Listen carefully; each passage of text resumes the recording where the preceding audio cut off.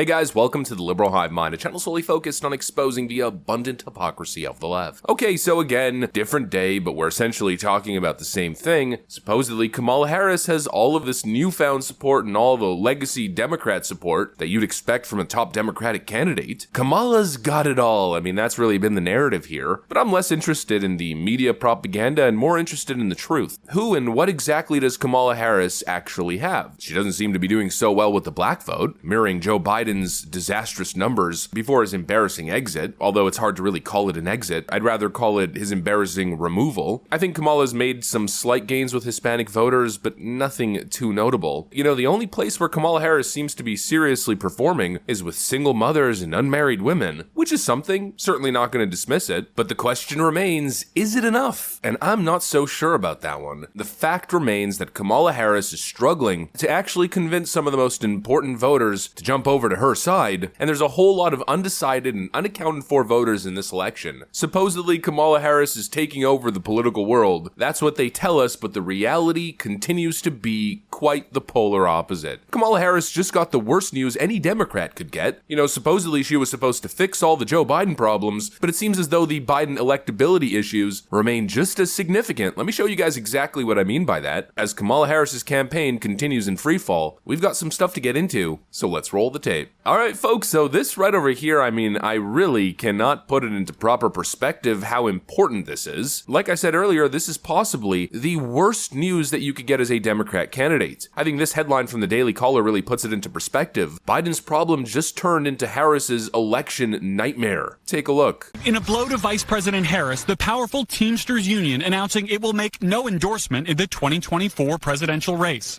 Harris becoming the first Democratic nominee not to win the backing of America's largest union in nearly 3 decades. The union releasing an internal poll showing 58% of its members support Trump, 31% back Harris. He said he has not endorsed Kamala Harris yet because, quote, you don't hire someone unless you give them an interview, unquote. Is that all it takes? Will he endorse Harris after today? I think that he is doing his job representing the Teamsters, which is he is making it clear that they aren't committing to a particular party just because of a party affiliation. But what he cares about is who is going to be best for workers, who's going to be best for unions. And then we did the research-based polls. And you know, 2 out of those 3 polls leaned Republican.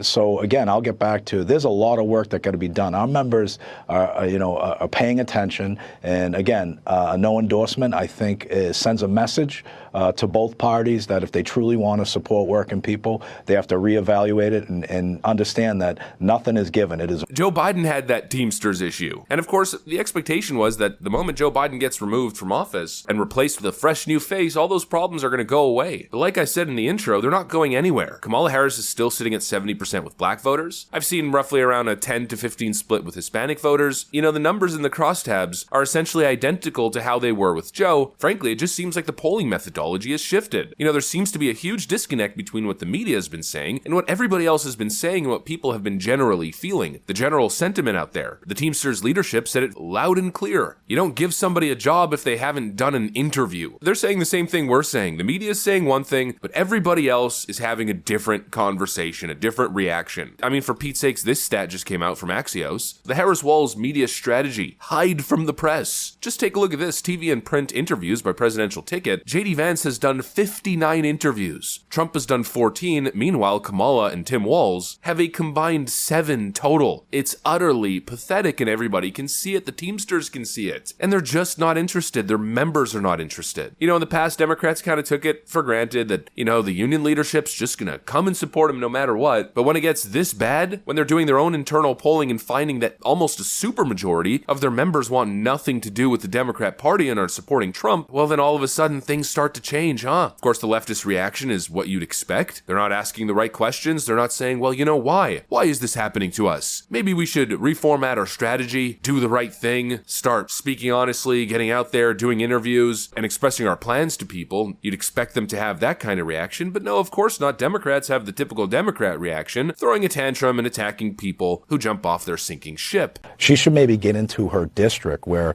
it voted far Republican, far right Republican, and maybe find out what the problem is. When I have a problem in a work site and there is criticism, I get right in there and find out what do you that mean problem voted is. far-right Republican? Well, she's in our polling, she's a Democrat. In our polling, oh, you mean among Teamsters? In our polling, New York, her district, voted overwhelmingly Republican to support former President Trump. So she may want to focus on her job instead of mine.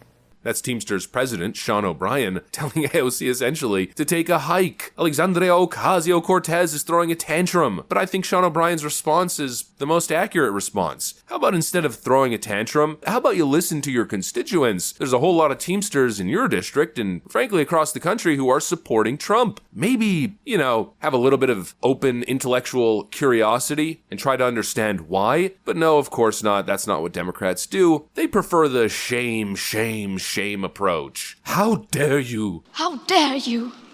It's no frickin' mystery. People want to hear policy, regardless of whatever, the Hillary Clinton copium on the topic is. I had more policy than anybody had. I gave speeches about it. It was on our website. I wrote a book with Tim Kaine about it. We had lots of policy. At the end of the day, that's not what cause people to vote for me or against me. The people want policy and they're just not getting it from your typical establishment Democrat candidates these days. All the Democrats seem to offer is status quo and a couple handouts. Meanwhile, the Trump campaign is suggesting real economic reforms that could have an actual impact. Talking about working backwards a little bit, which is necessary. Peeling back the layers of the government onion and slowly finding spending efficiencies. Creating a government efficiency program. Cutting useless pork waste spending and getting the country back on track. And most importantly, on track to a healthy financial future, not just this debt stacking and relying on cheap imported goods. There's an actual policy vision on one side, an idea to get jobs back, as J.D. Vance described it the other day. Just to follow up on that, you said penalize companies who ship jobs overseas. So your tariff policy would only apply to those companies who are shipping jobs overseas? Well, almost by definition, Margaret, when you apply a tariff, what you're really doing is applying a penalty to somebody who manufactures or makes something overseas. You're basically charging them a penalty to bring it back into our country. And so what we're trying to do here with these tariffs is actually induce more people to make more things in the United States of America. One of the great tragedies of not just Kamala Harris's leadership, but 40 years of American failure is that we've lost our critical manufacturing industries to Mexico, to China. We started to undo that for 4 years under Donald Trump's leadership, but we've got to do it for much longer and in a much more intense way, because as we've learned just in the last few days, the world has gotten more dangerous. We can't rely on other people to make the stuff we need. Now, you're exactly right. Sometimes it is a little bit cheaper to manufacture overseas, but we have to ask why that is.